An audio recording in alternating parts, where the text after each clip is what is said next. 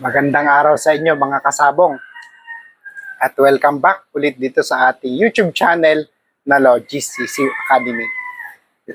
Master Marcos ulit ito ng Team Logis.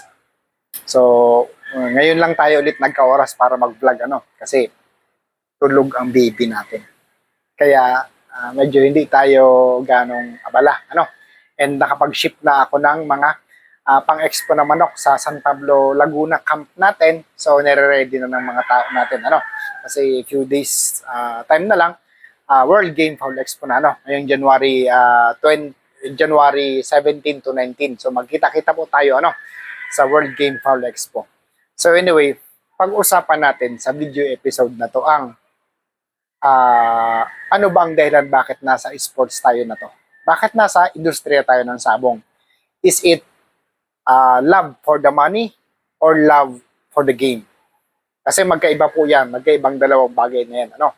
So, paano natin malalaman kung talagang nandito lang tayo para sa pera o nandito lang tayo para sa manok?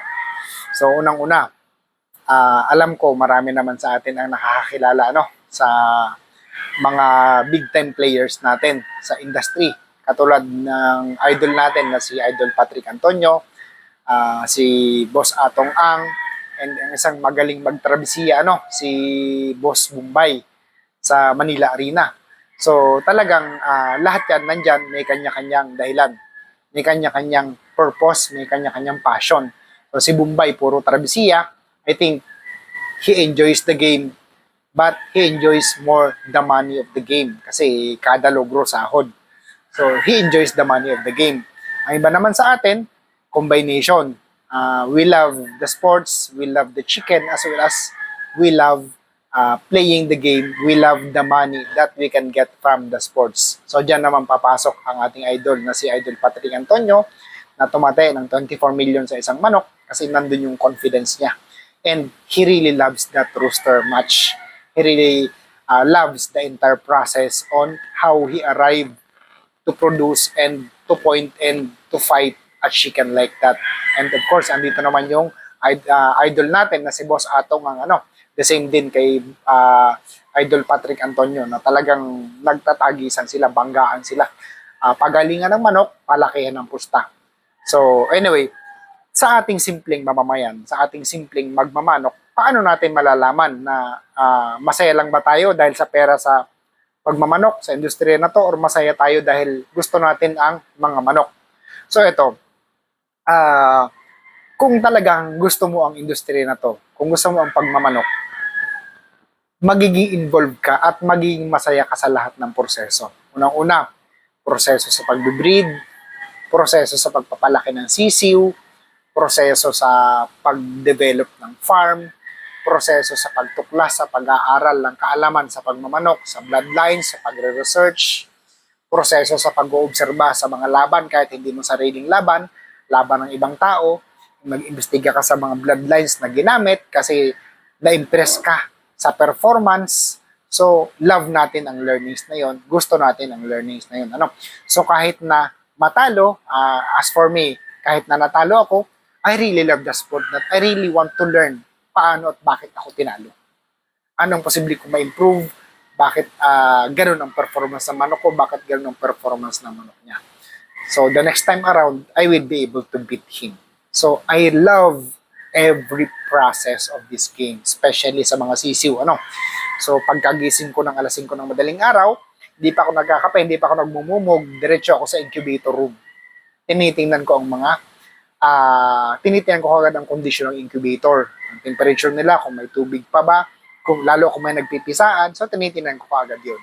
So kung wala naman, pagising ko ng alas 5, pupunta ako sa whiteboard ko, titingnan ko yung mating ko, yung posibleng breeding plan ko, kung may mga revision ako for the next year, kung ano yung mga posibleng error ko ngayong taon na late ko nang natuklasan, so ililista ko yun. Pagising ko, ikot ako sa farm, almusal ako, alas 9, alas 10, pahinga, alas 3, lalabas na naman, babalik na naman ako sa bahay, madilim na, ikot ng ikot. So, ganun lang.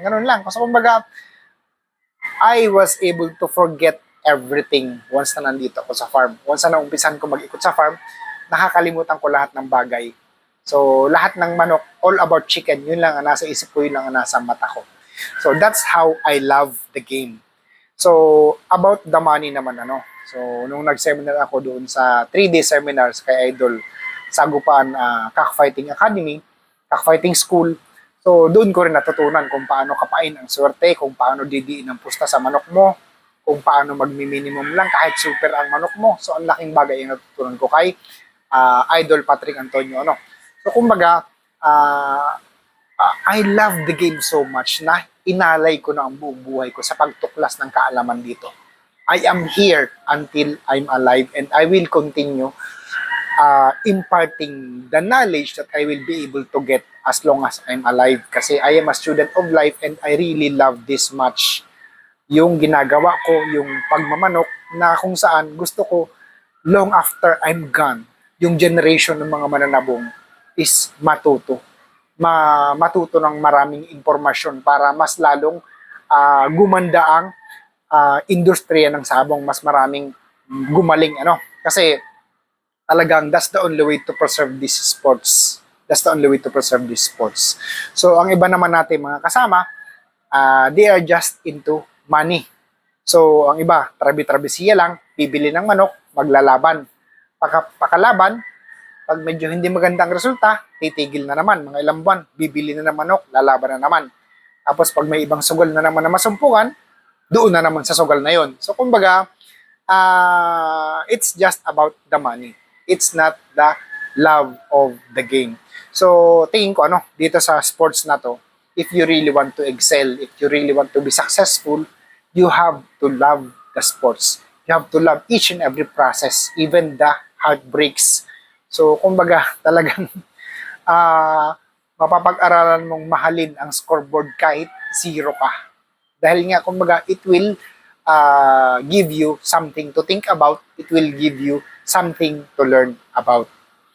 So, yun po ang difference ng Yun ang difference kung ano yung dahilan kung bakit nandito ka sa sports na to.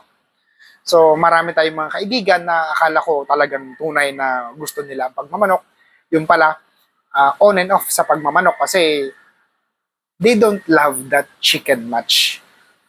Pag natalo ng ilang sunod, ay tigil na ako. Parang malas, ayoko na muna sa manok. Saka na ako babalik pag naisipan ko ulit. Something na ganun. So, kumbaga, on and off, on and off. So, in short, they are just about the money of the game. So, tayo naman, tayo mga very passionate breeders, we are all about the passion, the love of the game, as well as money. Kasi we cannot sustain this hobby if we don't have money. So, kailangan may papasok. Kasi alam naman natin lahat sa pag-farm, sa pagmamanok, marami talagang palabas. Halos lahat palabas. So, we really have to learn how to make it an economy. We really have to make it a business. Otherwise, we cannot stay long and papunta na naman tayo dun sa love of the money. So, we are in this sport because of the love of money. So, susumpungan natin ang sarili natin na nandun, maglalaro-laro lang naman, magsasabong, bibili ng manok, magsasabong, itigil, magtatrabaho, kung anong negosyo, kung ano naman ang sugal, magkakasino, then balik na naman sa pagmamanok. So, kumbaga, if you are really a passionate breeder, if talagang true-blooded magmamano ka, malalaman mo sa sarili mo yan because you will get involved each and every step of the process. Kasi kapag ang mahal mo lang yung pera sa pagmamanok, yung pagpapalaki ng sisiw, hindi ka makakapagpalaki ng sisiw. Hindi mo gusto ang proseso eh. So, kumbaga gusto mo malaki na, nai-spar na, dun mo lang sila makikita. Unlike nung talagang gustong-gusto mo yung pag-alaga ng manok, mula sisiw pa lang, pagtingin mo ng sisiw, paglabas, alam mo kaagad kasi may mga genetic markers kaagad silang makikita mo. May mga differences kaagad sila, may mga behaviors kaagad sila. Pag nagmamarking ka, may enjoy makita mo, uy, ang lalaki ng sisiw, ang gaganda ng sisiw. Ay, ito ang ninipis, ang papayat. Parang, ay, iba-ibang kulay. Something na ganon, Something na ganon. So, those little things will make you happy and will make you enjoy the sports. Unlike nung pera lang talaga ang habol natin, laro lang, sugal lang, ang gagawin lang talaga natin, magsusugal lang. Bibili lang tayo ng manok, nandun lang tayo sa sabungan, and at the end of the day, pag sarado ng sabungan, we have nothing to think about. We have no purpose other than maglaban ng manok, other than magsabong lang ng manok. Unlike nung mahal natin ang sistema ng pagmamanok, yung buong pagmamanok, each and every way, we will enjoy it most. So yun lang guys, maraming salamat sa inyong lahat. Master Marcos ulit ito ng Team Logis.